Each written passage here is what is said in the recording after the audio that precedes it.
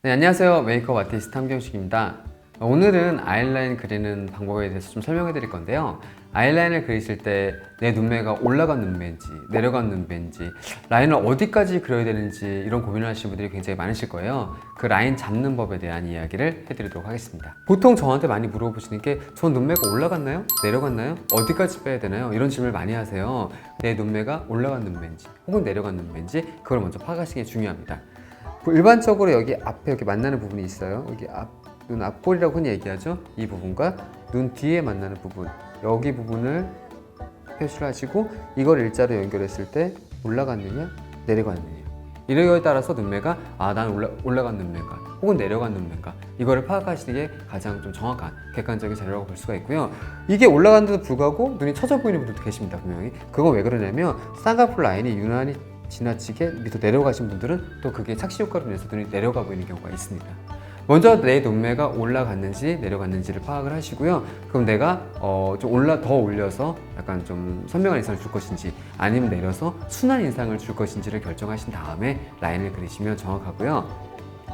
또 이 눈 사이즈 같은 경우가 내 눈매가 긴 편인지 짧은 편인지도 고민이신 분들 계실 거예요. 보통 이 눈 사이즈가 잡았을 때 이 사이에 들어가고 여기에 들어가고 또 양쪽에 관자놀이랑 이렇게 1대 1대 1대 1대 1이 되면 가장 이상적인 비율의 눈매라고 할 수가 있습니다. 그래서 보통 동양인들 눈매가 조금 짧고 조금은 작고 답답한 눈매가 많아서요. 보통 라인이나 섀도우를 더 많이 하시는 분들이 많으신데요. 무턱대고 라인을 많이 두껍게 길게 그린다고 예뻐 보이는 건 아니니까 내 눈 비율에 대한 걸 먼저 좀 정확하게 찾아보시고 거기에 맞춰서 라인을 그리시면 조금 더 이상적인 그런 눈매로 표현할 수가 있으실 겁니다. 라인을 그리실 때 일자로 뺄 것인지 올릴 것인지 내릴 것인지 대한 고민이 많으신데 또 올릴 때는 얼만큼 올려야 자연스러운지 그걸 잘 모르시는 분들이 많으세요. 보통 눈매가 있을 때 라인을 올린다고 무조건 올린다고 눈매가 올라가 보이는 건 아니거든요. 예를 들자면 라인을 이렇게 해서 뒤에서 이렇게 올렸으면 이렇게 올리면 눈매가 이렇게 올라가 보이는 게 아니라 라인이 이렇게 오다가 이렇게 돼버리기 때문에 눈의 흐름이 오히려 깨져서 답답해 보이는 경우가 많습니다. 그래서 요즘에 전문가들이 그릴 때 여기서 끝에 와서 올리는 게 아니라 여기 2-3mm 정도 전에 미리 올려주는 건데요. 이 올릴 때도 여기까지 와서 올리는 게 아니라 까만 눈동자가 끝나는 부분부터 아주 미세하게 올리기 시작해서 여기 부분에서 눈매를 올려주시는 게 가장 예쁩니다. 그리고 이 올릴 때도요, 그냥 막연하게 이렇게 올리는 게 아니라 이 언더 올라오는 각이랑 가장 자연스럽게 만나는 정도 각으로 올려주시는 게 그 사람이 갖고 있는 눈매에서 가장 예쁘게 이상적으로 올릴 수 있는 눈매의 각도입니다. 내릴 때도 마찬가지인데요. 무조건 내리는 게 아니라 이 라인이 내려가는 자연스러운 각도를 따라서 내려주시는 게 좋고요. 또 어디까지 내릴 것이냐가 더 중요하죠. 한없이 내릴 수는 없잖아요. 그렇기 때문에 눈동자 여기 부분을 일자로 연결했을 때 만나는 부분까지를 자연스럽게 이어지는 만나는 부분까지 그려주시면 이 사람이 갖고 있는 눈매 중에서 가장 이상적으로 내릴 수 있는 눈매 길이고요. 그렇다고 라인을 여기 끝까지 그리라는 소리는 아닙니다. 라인은 자연스럽게 여기쯤 와서 스머지 없어지듯이 표현을 해주시고 여기 삼각존 부분은 섀도우라던가 좀 더 은은한 컬러로 음영을 주게 되면 이 사람이 갖고 있는 눈매 중에 가장 이상적으로 순해 보이면서 부드러워 보이는 그런 이미지로 표현할 수가 있습니다. 네, 이번에는 이제 라인을 그려볼 건데요. 지금 이 모델 같은 경우는 눈매가 어떤 눈매인지 한번 살펴보도록 할게요. 일단 첫 번째로 올라갔냐 내려갔냐를 봐야 되는데 눈매가 여기 만나는 부분과 뒤에 만나는 부분을 봤을 때 살짝 올라가 있습니다. 근데 보면 내려가 보일 거예요. 그거 왜 그러냐면 여기 내려오는 각도와 또 여기 눈물샘이 이렇게 음영해져 있기 때문에 눈매가 전체적으로 또 동글동글하기도 하지만 동그라면서 이렇게 많이 내려가 보입니다. 이런 눈매 같은 경우는 컨실러를 이용해서 눈매 뒤쪽을 좀만 가려주면 내려가 있는 눈매를 교정을 할 수가 있거든요. 이렇게 여기 부분에 음영만 이렇게 없애줘도 눈매가 아마 그렇게 되는 내려가 보이는 부분이 훨씬 더 완화돼 보일 거예요. 그리고 또 하나 볼 거는 이 모델 같은 경우는 눈 사이가 좀 먼 편이거든요. 그럼 어떻게 보시면 되냐면 이 사이즈에 비해서 여기가 좀 넓죠. 그런 경우에는 눈매가 멀다 이렇게 표현하는 게 맞고요.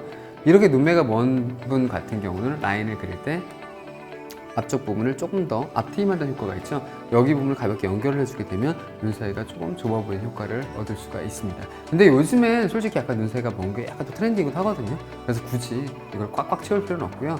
일단 자연스럽게 눈매를 강조하는 라인을 알려드리도록 할게요.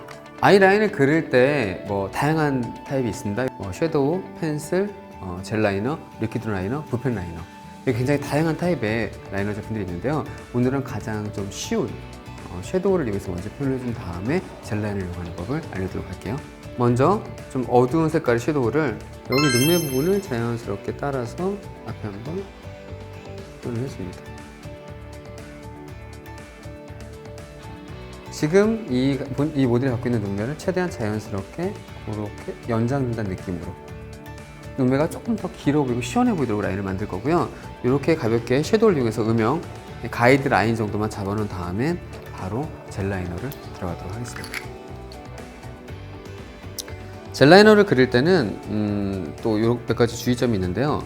브러쉬에 젤을 묻힐 때 여기 끝부분, 중간 부분 정도까지만 이 액이 묻어야 된다는 거예요.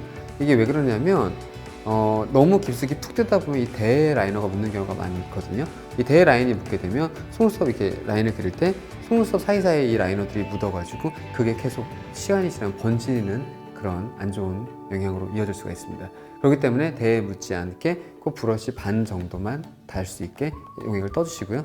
그 다음엔 손등이나 이런 뚜껑 부분에 양 조절을 해주는 게 좋은데요. 이건 크게 두 가지로 나뉘는데 손의 양 조절을 할 경우에는 조금 더 선명한 깔끔한 라인을 그릴 때 좋고요. 왜냐하면 손에 열이 있기 때문에 이 액이 젤이 빨리 굳거든요. 그러게 좋고, 이런 플라스틱 뚜껑 같은 데다가 양 조절할 때 좋은 건 약간 스머지 효과를 줄 때 좋습니다. 아무래도 플라스틱 제형이다 보니까 열이 없어서 젤 라이너가 천천히 굳기 때문에 약간 스머지한 표현을 할 땐 좋고요. 오늘은 좀 깔끔하게 한번 하기 위해서 양을 조절도 하지만 조금 빨리 인위적으로 뻑뻑하게 만들어서 빨리 굳게 만드는 거거든요. 이래야지 잘 번지지가 않습니다. 자, 라인을 그릴 때는 뒤쪽 위주로 먼저 그려주고요. 섀도우로 가이드 라인을 잡아놨기 때문에 거기 부분까지만 자연스럽게 이어준다는 생각으로 표현을 해주시고요. 눈썹 사이사이를 가볍게 메꿔준다는 생각으로. 네. 그리고 뒷부분이 모양이 찌그러지지 않도록 눈 떴을 때 모양을 잡아가면서 자연스럽게 여기를 한 1mm 정도 띄어놨거든요. 이 1mm를 띄고 안 띄고가 아마 나중에 완성했을 때 가장 큰 차이점이 날 거예요. 그리고 앞부분은 점막 사이를 자연스럽게, 이런 눈매 같은 경우는 굳이 라인을 다 두껍게 그릴 필요가 없습니다. 자연스럽게 이어지기만 그려주면 되거든요. 자, 밑에 한번.